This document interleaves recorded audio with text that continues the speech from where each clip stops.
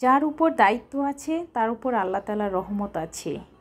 জীবনের এই পর্যায়ে এসে যখন পেছন ফিরে তাকাই, মনে হয় সব রঙিন দিনগুলো যেন ছোটোবেলাতেই রয়ে গেছে। এখন কেবল দায়িত্ব, ব্যস্ততা আর মিথ্যা হাসি। সাময়িক কষ্ট হলেও এই দায়িত্ব পালন করার মধ্যে আল্লাহ তাআলার অনেক বেশি রহমত আছে, শান্তি আছে। হ্যালো ভিউয়ার্স, আসসালামু আলাইকুম। আশা করি সবাই ভালো আছেন। আলহামদুলিল্লাহ, আমিও ভালো আছি।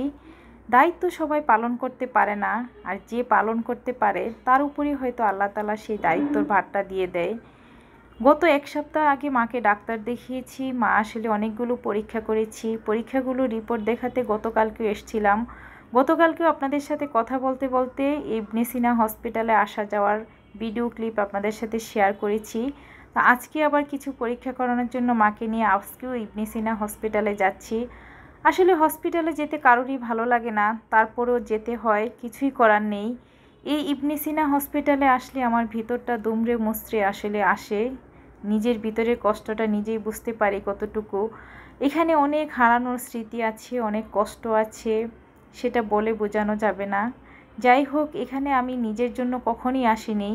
এই ইবনে সিনা হসপিটালে আসছি আসলে আমার বোনদের জন্য, মায়ের জন্য। একটা সময় ছোট বোনের ডেলিভারি হয়েছিল, তার বেবি হয়েছিল এই হসপিটালে। সেই বেবি হওয়ার আগ থেকে বেবি হওয়া পর্যন্ত অনেকবার এই হসপিটালে আসা লেগেছিল। তারপর বড় বোন অসুস্থ ছিল, বড় বোনকে নিয়ে যে কত এই হসপিটালে আসছি, কত পরীক্ষা, কত ডক্টর দেখানো, কত ঘন্টার পর ঘন্টার সিরিয়াল মেনটেন করে ডক্টর দেখিয়েছি।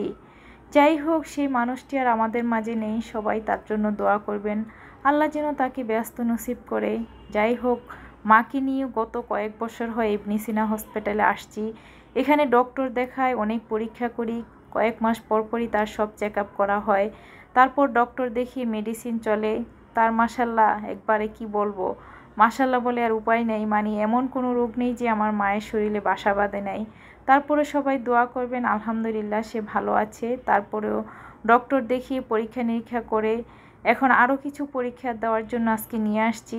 এসে মাকে পরীক্ষা করানোর পরে একটু আদা চা দিয়েছি যে একটু চা খেয়ে নাও, আমি একটু রেস্ট করে তারপর আবার যাব। হসপিটালে আসার পরে আসলে এরকম বৃষ্টি, বাসা থেকে যখন রওনা দিয়েছি তখনই বৃষ্টি ছিল।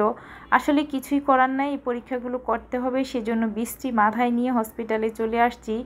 হসপিটাল থেকে যখন কাজগুলো কমপ্লিট করে রওনা দিব তখন দেখি অনেক বৃষ্টি। তো এই সুযোগে আসলে আম্মাকে একটু চা দিলাম যে একটু চা খেয়ে নেন, একটু রেস্ট করেন, তারপরে বাসায় যাব।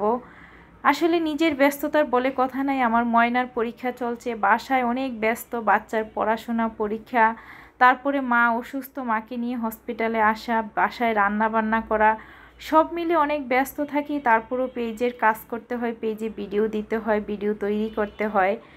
আশা করছি আমার ভিডিওগুলো ভালো লাগবে। ভালো লাগলে অবশ্যই লাইক, কমেন্ট, শেয়ার দিয়ে আমার পেজটা ফলো দিয়ে রাখবেন। আর সবাই আমার মায়ের জন্য দোয়া করবেন, যেমন আমার মা সুস্থ জীবন এবং নেক হায়াত দান করে।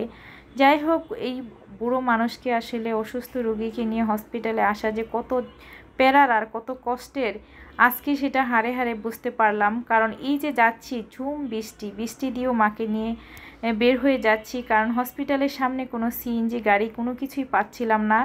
রিক্সা নিয়ে একটু মেন রোডে আসছি, সিএনজির জন্য আসলে দাঁড়িয়েছিলাম প্রায় 30 মিনিট, এত বৃষ্টি ছিল, কিছুই করার নেই। একটা রেস্টুরেন্টের সামনে দাঁড়িয়ে অবশেষে সিএনজি পেয়ে বাসায় চলে আসছি।